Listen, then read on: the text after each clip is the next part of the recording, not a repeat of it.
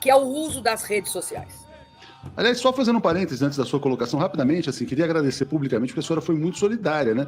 Quer dizer, hoje quem está sob censura é a TV 247, que teve 30 vídeos removidos por uma decisão do YouTube, a nosso ver absolutamente arbitrária, por, entre aspas, discurso de ódio, quando a gente combate o discurso de ódio desde o primeiro dia. Então, queria fazer esse parêntese, porque é muito bonito falar em liberdade de expressão, tal, não sei o quê, vamos combater a desinformação e o discurso de ódio, e ao mesmo tempo censurar quem combate o discurso de ódio. Mas, enfim, faço aqui um agradecimento público. E, por favor. Sabe por que eu fui solidário? Eu vou tentar aqui passar para você, porque eu acho que é uma questão muito relevante. Tá? No mundo de hoje, não é só no Brasil, não.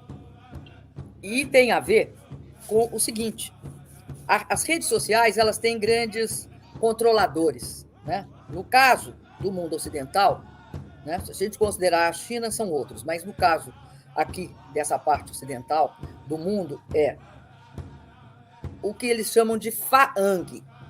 É Facebook, o F. A, Amazon, o outro A. Apple, o outro A. Microsoft, ou aliás, o outro M. Microsoft e o G de Google. Tá? Lembrando que o Facebook tem o Instagram e o WhatsApp. E que o Google, entre outros, tem o YouTube. Tá? Bom, são esses os grandes agentes das redes sociais. E há, hoje, no mundo inteiro, né, uma discussão sobre o poder imenso que esses grupos têm. E o que se deve fazer diante deles. E aí, nos Estados Unidos, você tem todo um processo no Senado americano que tem dois componentes.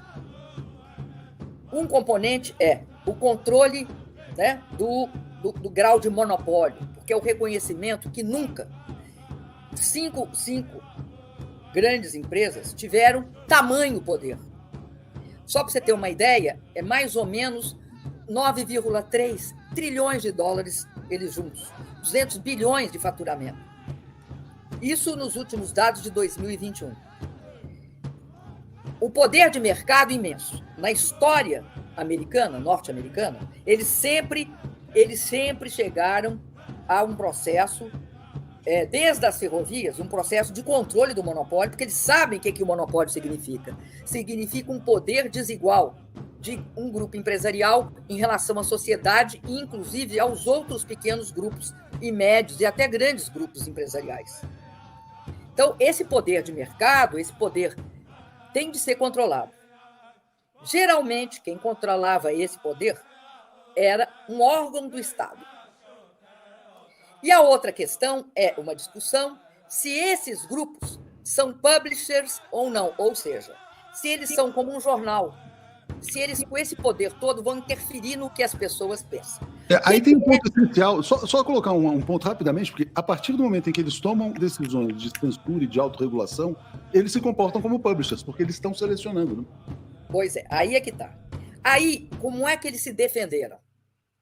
Quando a situação ficou neste ponto de conflito, internacionalmente falando, tá? Eles concordaram que tinham de ser regulados, que a briga era essa, temos de regular esses dois aspectos. E eles aí ofereceram algo absolutamente ridículo, a autorregulação. E é na autorregulação, tanto econômica quanto na autorregulação de conteúdo, que o poder se manifesta. A autorregulação é você entregar aquela história que a gente fala aqui, né? A raposa, o direito de regular o galinheiro. Né? A raposa vai discutir qual galinha morre primeiro, ou ela come primeiro. Ou ela vai fazer algo que é muito interessante, o que falou um dos ex-funcionários do Facebook a respeito da regulação. Ele disse o seguinte, que a grande questão é uma questão de mercado. Esses grandes grupos, eles querem ter o poder de eliminar o risco político sobre os seus negócios. E aí, né, é que você vê como é que eles distribuem o risco político. O Facebook se negou, eu não sei se você lembra, o Facebook se negou a seguir o Twitter na regulação do Trump.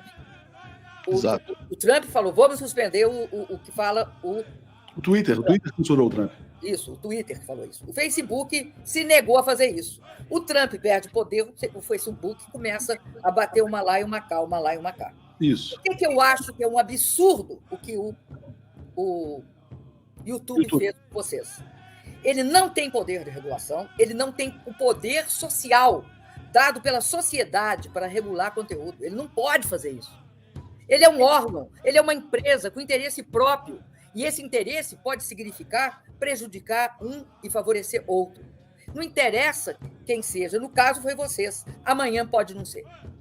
Então, o Facebook não pode ter este direito. Não é ele que tem. Aí é uma omissão do governo também. Porque tem de ter um órgão que faça isso, que impeça discurso de ódio, que impeça. Quem está fazendo esse papel é o Supremo. Mas não devia ser o Supremo a fazer isso. Deveria, como tem nos Estados Unidos, uma normatização do que é discurso de ódio. Que discurso de ódio vocês fizeram? Pelo menos. Não, discurso de ódio foi simplesmente contestar a versão oficial dos fatos. Né? Mas então, imagina, a gente até falava o seguinte: só para colocar um ponto, se houver um Rio Centro no dia 7 de setembro, né, não poderemos dizer que aquilo é um Rio Centro. Porque o Rio Centro só é conhecido como Rio Centro porque a bomba caiu no colo do militar. Se tivesse caído no Rio Centro, né, seria um atentado de esquerda. Essa é a questão, né? Então, fatos que aparentemente são verdades em determinado momento podem não ser verdades em outro momento. E se o jornalismo... Mas aí tem uma coisa mais grave, sabe o que é? É o fato de que uma empresa privada ela não pode decidir sobre certas questões, porque ninguém garante, muito menos... aliás, não sou eu que estou dizendo, isso foi dito, por exemplo, tá, dentro do Congresso americano a respeito do Facebook, dizendo o seguinte, que não é possível você deixar que o poder de eliminar o risco político de uma empresa prevaleça sobre o que ela considera que é discurso A, B ou C. Não pode ser ela achar isso. Não, e é tão interessante essa discussão, porque algumas pessoas dizem assim, não, mas essas são empresas privadas, todo mundo pode sair de uma plataforma e para outra. No entanto, elas constroem monopólios. Não podem. E monopólios sobre bens públicos, quer dizer, como a informação. Mas não é isso. Elas são... Porque dois aspectos, Atush. Tem um aspecto oligopolista. Quando você fala de regular esses grupos, você está falando de um aspecto oligopolista. Você não tem alternativa ao Google. Você não tem alternativa ao Facebook, por exemplo, ao Instagram e ao WhatsApp. Tem. Tem. Tem no caso do Facebook, do Google, você tem a Tencent, o WeChat, mas não estão difundidos aqui no Brasil. Você não tem acesso a ele. Então, o grande problema de rede social é que esses dois aspectos estão juntos. O aspecto de ser publisher e de ser oligopólio. Então, exatamente. Eu não considero que é pouca coisa. Isso, aliás, levou o regulador europeu a fazer duas leis. Lei de Mercados Digitais, a DMA, né, e a Lei de Serviços Digitais. A lei DMA é uma lei antimonopólio. E a lei, porque o antimonopólio é obrigar, por exemplo, eles a abrir, não beneficiar só o seu grupo, abrir certas o que é rede para todos, enfim. Neutralidade dos algoritmos, né? Tem muitas discussões, né? Todas, aí vem várias coisas.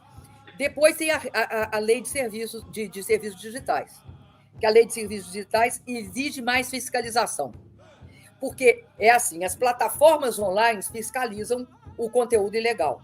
E tem um grupo que fiscaliza as plataformas digitais. Ou seja, a obrigatoriedade delas fiscalizar tem de estar subordinada à capacidade pública de fiscalizá-las. Elas não se autofiscalizam. Elas têm que ser supervisionadas. E isso eu acho que está correto o legislador europeu ao colocar esses dois componentes. E colocar todas essas duas questões sobre a égide da Organização Europeia dos Consumidores. É muito importante... Você não deixa solto.